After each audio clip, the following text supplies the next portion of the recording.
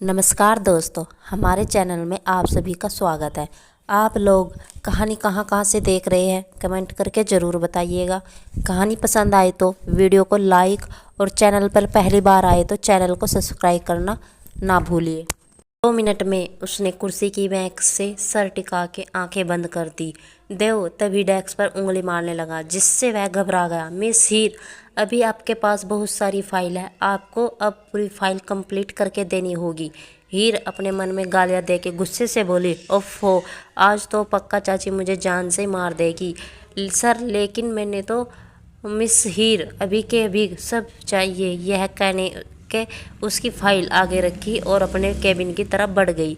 हीर ने टाइम देखा, 5 बजे चुके थे। प्लीज़ भगवान जी, आज तो बचा लेना, वरना आज चाची मुझे जान से मार देगी। और हीर, तू तो अभी भी यहीं बैठी है। यह सोच के हीर के हाथ और जल्दी फाइल चलने लगे। हीर ने जल्दी से सब काम करा। शाम के 6 बज चुके थे।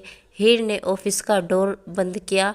देव ने इशारे से हीर को अंदर बुलाया और बड़े आराम से बोला, बैठिए मिस हीर। लेकिन सर, वो मैं कह रही थी कि मुझे अब जाना चाहिए। काफ़ी देर हो गई है, मेरी चाची मेरा इंतज़ार कर रही होगी। मैंने कब आपको उम्र भर के लिए रोका है।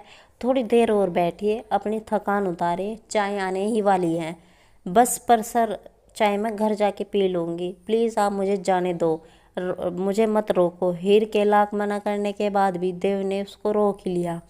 थोड़ी ही देर में चाय आ गई थी। हीर ने जल्दी जल्दी और गरम गरम चाय पी और घर चलने लगी, जबकि देव की आधी चाय अभी तक ख़त्म नहीं हुई थी। मिस हीर, लगता है आपको ज़्यादा ही जल्दी है।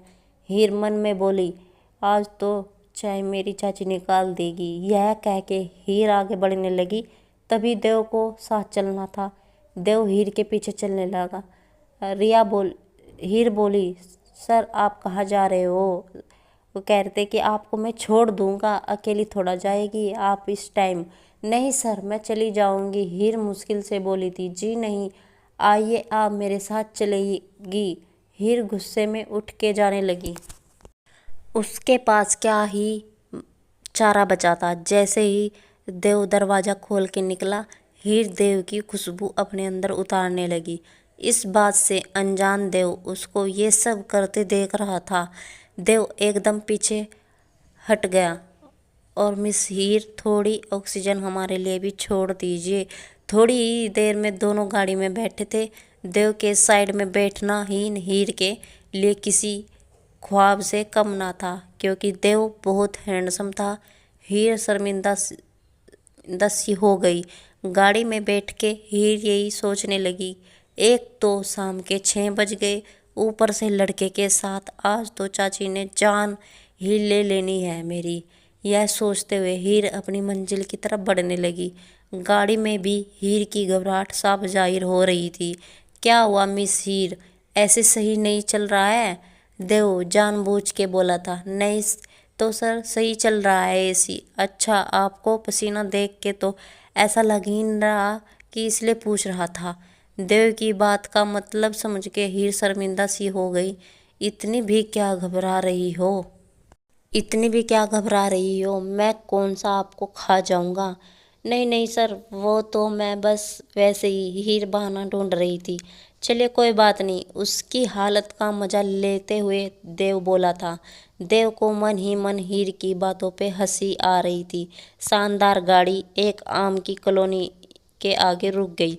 देव और हीर जैसे ही उतरे, हीर ने कुछ नहीं देखा और जल्दी जल्दी घर की तरफ भागने लगी। मिस हीर, तभी देव चिल्ला के बोले तो हीर ने पीछे मुड़कर देखा। अरे मिस हीर, एक बार भी आपने आने को तो कहा नहीं, घर भी नहीं बुलाओगी। हीर को लगा देव सिर्फ मजाक कर रहे हैं, इसलिए उसने फॉर्मेलिटी के लिए कह दिया, जी सर, क्यों नहीं, आइए अंदर आइए। देव भी हीर का हालत का अच्छे से फ़ायदा उठाते हुए उसको साथ चलते हुए बोला, चलिए आइए मिस हीर। हीर को बिल्कुल उम्मीद नहीं थी देव से कि उसके साथ घर तक भी आ जाएगा।